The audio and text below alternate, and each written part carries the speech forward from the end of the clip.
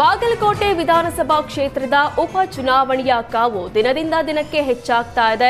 ಬಿರು ಬಿಸಿಲಿನಲ್ಲೂ ಕಾಂಗ್ರೆಸ್ ಹಾಗೂ ಬಿಜೆಪಿ ನಾಯಕರು ಭರ್ಜರಿ ಪ್ರಚಾರ ಮಾಡುತ್ತಿದ್ದಾರೆ. ಈ ಬೆನ್ನಲ್ಲೇ ಸಿಎಂ ಸಿದ್ದರಾಮಯ್ಯ ಅಖಾಡಕ್ಕೆ ಎಂಟ್ರಿ ನೀಡಿದ್ದಾರೆ.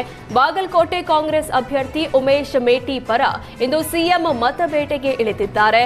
ನಾಯ, ನೇಗಿಲಿ, ರಾಂಪುರ, ಬೇವೂರು ಗ್ರಾಮಗಳಲ್ಲಿ ಪ್ರಚಾರ ನಡೆಸಿ ಆಲಮಟ್ಟಿಯಲ್ಲಿ ವಾಸ್ತವ್ಯ ಹೂಡಲಿದ್ದಾರೆ. ಇನ್ನು ನಾಳೆಯೂ ಪ್ರಚಾರ ನಡೆಸಲಿರುವ ಸಿಎಂ ಸಿದ್ದರಾಮಯ್ಯ ಮಾರ್ಚ್ 3, 4, 6ರಂದು ಎರಡನೇ ಹಂತದ ಪ್ರಚಾರ ನಡೆಸಲಿದ್ದಾರೆ. ನಾಳೆ ಬೆಳಗ್ಗೆ ಮಂಗಳವಾರ 10:50ಕ್ಕೆ ಬಾಗಲಕೋಟೆಯ ಮುಗ್ಗೊಳ್ಳಿಯಲ್ಲಿ ಪ್ರಚಾರ ಸಭೆಯಲ್ಲಿ ಭಾಗಿಯಾಗಲಿದ್ದಾರೆ. ಮಧ್ಯಾಹ್ನ 1 ಗಂಟೆಗೆ ನೀಲಾನಗರ ಗ್ರಾಮ, ಸಂಜೆ 4 ಗಂಟೆಗೆ ಐಹೊಳೆ, 6 ಗಂಟೆಗೆ ಅಮೀನಗಡ ಗ್ರಾಮಗಳಲ್ಲಿ ಪ್ರಚಾರ ನಡೆಸಿ ಮಂಗಳವಾರ ರಾತ್ರಿ ಬಾಗಲಕೋಟೆಯಲ್ಲಿ ವಾಸ್ತವ್ಯ ಹೂಡಲಿದ್ದಾರೆ.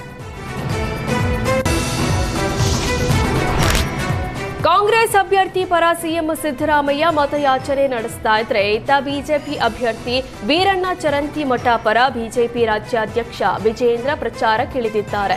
ನಗರದ ಸತ್ಯನಾರಾಯಣ ದೇವಸ್ಥಾನದಿಂದ ಪ್ರಚಾರ ಆರಂಭಿಸಿದ ವಿಜಯೇಂದ್ರ ಮನೆ ಮನೆಗೆ ತೆರಳಿ ಬಿಜೆಪಿ ಅಭ್ಯರ್ಥಿ ವೀರಣ್ಣ ಚರಂತಿಮಠ ಪರ ಮತಯಾಚಿಸಿದ್ದಾರೆ. ಈ ವೇಳೆ ರಾಜ್ಯ ಸರ್ಕಾರದ ವಿರುದ್ಧ ಕೆಂಡ ಕಾರಿರುವ ವಿಜಯೇಂದ್ರ ಬಿಜೆಪಿ ಅಭ್ಯರ್ಥಿಯ ಗೆಲುವು ಶತಸಿದ್ಧ ಅಂತ ಭವಿಷ್ಯ ನುಡಿದಿದ್ದಾರೆ.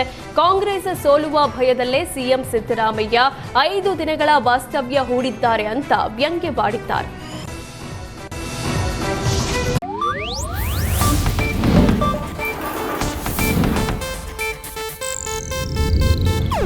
ಇದು ಏಷ್ಯಾನೆಟ್ ನ್ಯೂಸ್ ನೆಟ್ವರ್ಕ್ ಪ್ರಸ್ತುತಿ.